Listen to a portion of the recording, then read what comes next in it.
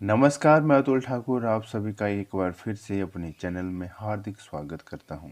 आज की इस वीडियो में हमारा टॉपिक रहेगा हिंदी साहित्य आधुनिक काल भाग 16, जिसमें कि हमारे टॉप 25 बहुविकल्पीय प्रश्न होने वाले हैं। इस वीडियो में प्रश्न है जैसे कि आधुनिक मीरा किसे कहा जाता है, मधुशाला का प्रकाशन वर्ष क्या है, जागो फिर एक बार कविता के रचनाकार कौन है, प्रकृति का सुकुमार राजकुमार किसे कहा जाता है, और लोकायतन पंथ की प्रबंध कृति है जो किन दो खंडों में विभाजित है।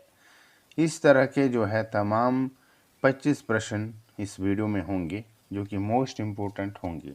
तो चलिए शुरू करते हैं आज के इस वीडियो को। हिंदी साहित्य आधुनिक काल भाग 16। आज के इस वीडियो का पहला प्रश्न स्क्रीन पर। प्रश्न है, प्रकाशन वर्ष के अनुसार निम्नलिखित रचनाओं का सही अनुक्रम है। क्या है सही अनुक्रम? विकल्प दिए गए हैं ए, बी, सी या फिर डी। सही उत्तर क्या होगा? तो इस प्रश्न का सही उत्तर होगा विकल्प नंबर सी, यानी कि सबसे पहले मधुशाला, उसके बाद एकांत संगीत, उसके बाद सतरंगिनी और अंत में मिलन यामिनी। ये जो है इसका उत्तर रहेगा, यानी कि विकल्प नंबर सी। अगला प्रश्न है प्रश्न नंबर 2।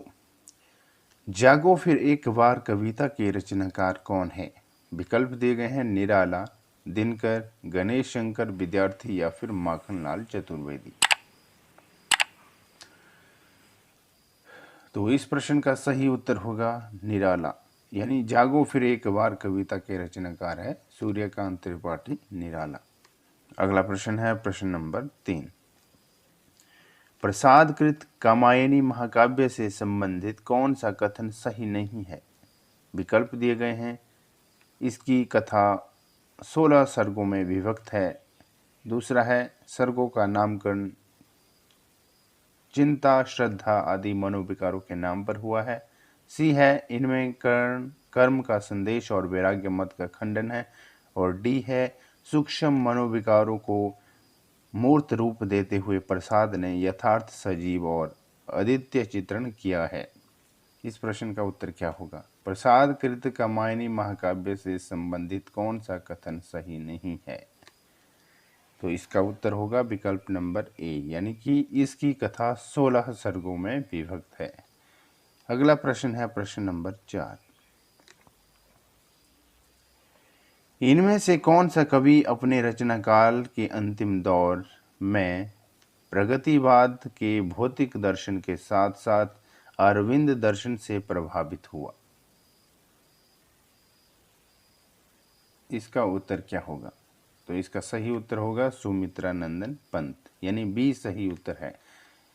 इनमें से कौन सा कवि अपने रचना काल के अंतिम दौर में प्रगतिवाद के भौतिक दर्शन के साथ साथ अरविंद दर्शन से प्रभावित हुआ? तो इसका उत्तर है सुमित्रा नंदन पंत, बी सही उत्तर होगा।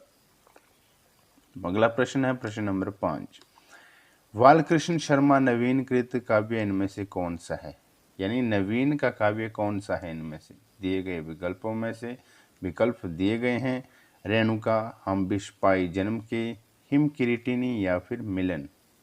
तो इसका उत्तर होगा हम विष पाई जन्म के। बालकृष्ण शर्मा नवीन कृत काव्य इनमें से है हम विष पाई जन्म के, यानी बी सही उत्तर होगा। अगला प्रश्न है प्रश्न नंबर 6। इनमें छायावादी कवि कौन नहीं है? विकल्प है सूर्यकांत त्रिपाठी निराला, सुमित्रा नंदन पंत, जयशंकर प्रसाद या फिर शिव मंगल सिंह सुमन। इनमें छायावादी कवि कौन नहीं है? तो इसका उत्तर होगा शिव मंगल सिंह सुमन। इसके अलावा सूर्यकांत त्रिपाठी निराला, सुमित्रा नंदन पंत, जयशंकर प्रसाद इत्यादि ये जो है छायावादी कवि है, और जो नहीं है वह रह गए शिव मंगल सिंह सुमन। अगला प्रश्न है प्रश्न नंबर 7। आधुनिक मीरा किसे कहा जाता है? वेरी इंपॉर्टेंट क्वेश्चन है। विकल्प है सुभद्रा कुमारी चौहान, मनु भंडारी, महादेवी वर्मा या फिर उषा प्रियंवदा। तो सही उत्तर क्या होगा इसका? तो इसका उत्तर होगा महादेवी वर्मा। आधुनिक मीरा किसे कहा जाता है? तो ये कहा जाता है महादेवी वर्मा को। अगला प्रश्न है प्रश्न नंबर 8।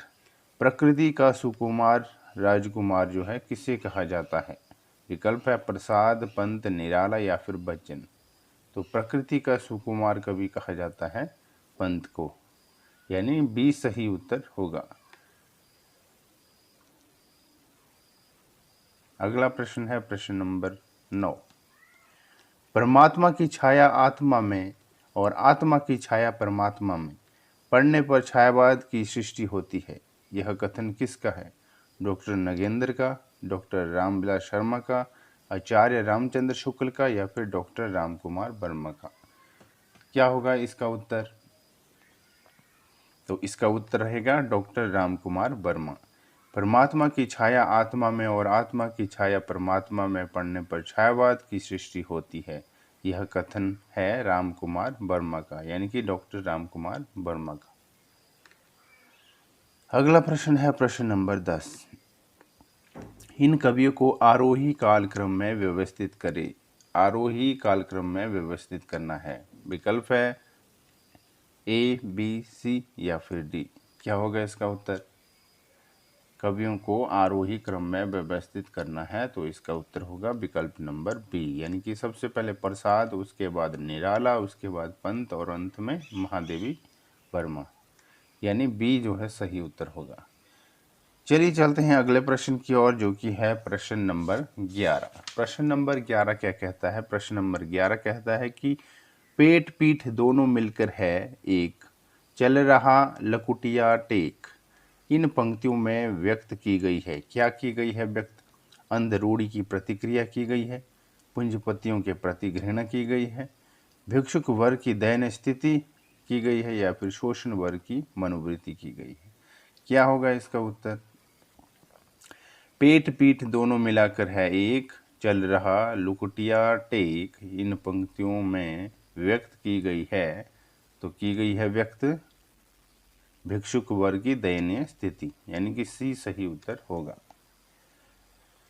अगला प्रश्न है प्रश्न नंबर 12। इनमें छायावाद की विशेषताओं से संबंधित कौन सा विकल्प सही नहीं है? सही विकल्प नहीं है। कौन सा विकल्प सही नहीं है? विकल्प है आत्मानुभूति की अभिव्यक्ति, कल्पना की अतिशयता, सूक्ष्म के प्रति स्थूल का विद्रोह या फिर सौंदर्य के प्रति अत्यधिक आकर्षण। इनमें छायावाद की विशेषताओं से संबंधित कौन सा विकल्प सही नहीं है? तो इसका उत्तर होगा सौंदर्य के प्रति अत्यधिक आकर्षण जो है सही नहीं है। इसके अलावा आत्मानुभूति की अभिव्यक्ति, कल्पना की अतिशयता, सूक्ष्म के प्रति स्थूल का विद्रोह, ये जो है तीनों जो है सही है, और जो सही नहीं है वो है सौंदर्य के प्रति अत्यधिक आकर्षण, यानी पूछा गया है सही नहीं है, तो सही उत्तर होगा इसका विकल्प नंबर डी। अगला प्रश्न है प्रश्न नंबर 13। प्रकाशन वर्ष की दृष्टि से महादेवी वर्मा के काव्य संग्रहों का सही क्रम किस विकल्प में है? महादेवी वर्मा का सही जो है काव्य संग्रहों का विकल्प जो है करना है, तो इसका उत्तर क्या होगा? तो सही उत्तर होगा इसका विकल्प नंबर सी, यानी सबसे पहले महादेवी वर्मा की काव्य संग्रहों में आता है निहार, उसके बाद निर्जा, उसके बाद सांध्य गीत और अंत में आता है दीपशिखा, यानी सी जो है सही उत्तर होगा। अगला प्रश्न है प्रश्न नंबर 14। निराला की कविता जूही की कली को किस संपादक ने बिना प्रकाशित किए वापस कर दिया था? विकल्प है श्याम सुंदर दास, बाल मुकुंद गुप्त, प्रेमचंद या फिर महावीर प्रसाद द्विवेदी। क्या होगा इसका उत्तर? वेरी इंपॉर्टेंट क्वेश्चन है। निराला की कविता जूही की कली को किस संपादक ने बिना प्रकाशित किए वापस कर दिया था? तो इसका उत्तर होगा महावीर प्रसाद द्विवेदी। क्या होगा? महावीर प्रसाद द्विवेदी ने क्या किया था? जूही की कली को जो है संपादन ने बिना प्रकाशित किए वापस कर दिया था। डी सही उत्तर होगा। अगला प्रश्न है प्रश्न नंबर 15। रावण अशुद्ध होकर भी यदि कर सका त्रस्त, तो निश्चय तुम हो सिद्ध करोगे उसे ध्वस्त। राम की शक्ति पूजा कविता में यह कथन किसका है? विकल्प दिए गए हैं लक्ष्मण का जम लक्ष्मण, जामबान, सुग्रीव या फिर विभीषण। क्या होगा इसका उत्तर सही? रावण अशुद्ध होकर भी यदि कर सका त्रस्त, तो निश्चय तुम हो सिद्ध करोगे उसे ध्वस्त। राम की शक्ति पूजा कविता में यह कथन किसका है? तो यह कथन है जामबान का। अगला प्रश्न है प्रश्न नंबर 16। गिरजे का घंटा इनकी पहली कविता मानी जाती है। किनकी मानी जाती है पहली कविता? विकल्प है जयशंकर प्रसाद की, सुमित्रा नंदन पंत की, सूर्यकांत त्रिपाठी निराला की या फिर राम कुमार वर्मा की। क्या होगा इसका उत्तर? गिरजे का घंटा इनकी पहली कविता मानी जाती है, तो यह कविता मानी जाती है सुमित्रा नंदन पंत की। बी सही उत्तर होगा। अगला प्रश्न है प्रश्न नंबर 17।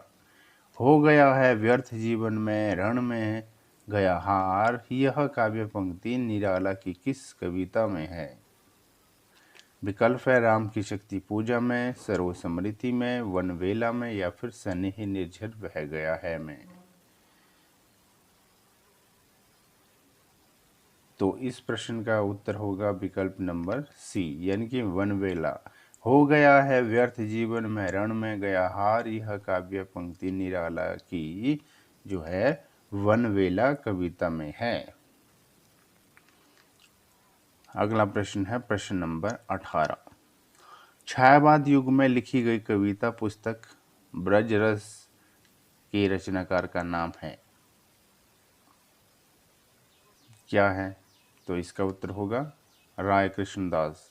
छायावाद युग में लिखी गई कविता पुस्तक ब्रजरस के रचनाकार है राय कृष्णदास। बी सही उत्तर होगा। अगला प्रश्न है प्रश्न नंबर 19। लोकायतन पंत की प्रबंध कृति है जो किन दो खंडों में विभाजित है? विकल्प है बाह्य परिवेश और अंतश्चैतन्य,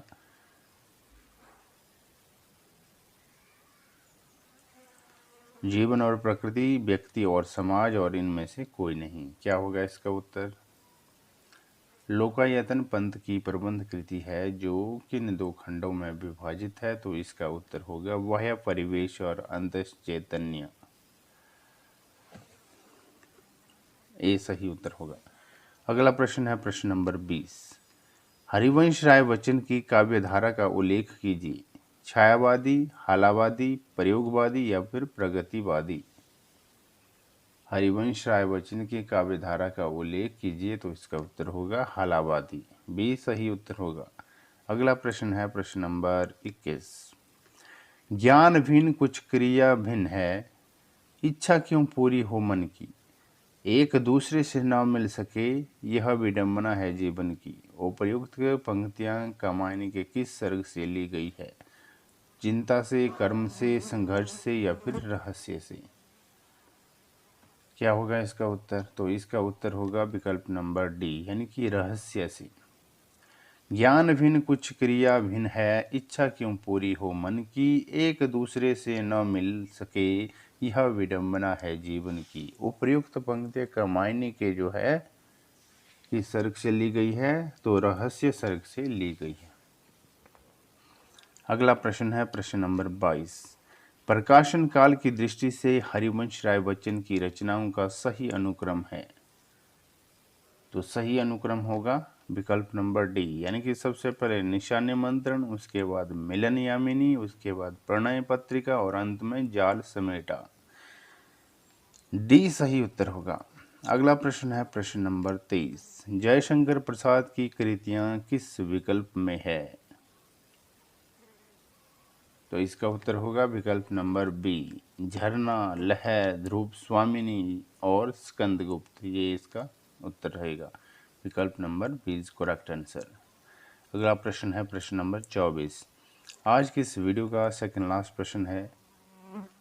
दुख की पिछली रजनी बीच, बिकसता सुख का नबल प्रभात, यह काव्य पंक्ति किस कृति की है? चांद का मुंह टेढ़ा है, साकेत, कामायनी या फिर यामा? तो इसका उत्तर होगा कामायनी। दुख की पिछली रजनी, बीच विकसता सुख का नवल प्रभात, यह काव्य पंक्ति जो है कामायनी में है, यानी सी सही उत्तर होगा। अगला प्रश्न है प्रश्न नंबर 25। आज के इस वीडियो का अंतिम प्रश्न है, मधुशाला का प्रकाशन वर्ष है। मधुशाला का प्रकाशन वर्ष क्या है? विकल्प है 1935, 1934, 1936 या फिर 1933। तो इसका उत्तर होगा 1935। मधुशाला का प्रकाशन वर्ष है 1935। तो आज की इस वीडियो में हमारा जो टॉपिक रहता था हिंदी साहित्य आधुनिक काल भाग 16, जो कि कंप्लीट हो चुका है पूरी तरह से।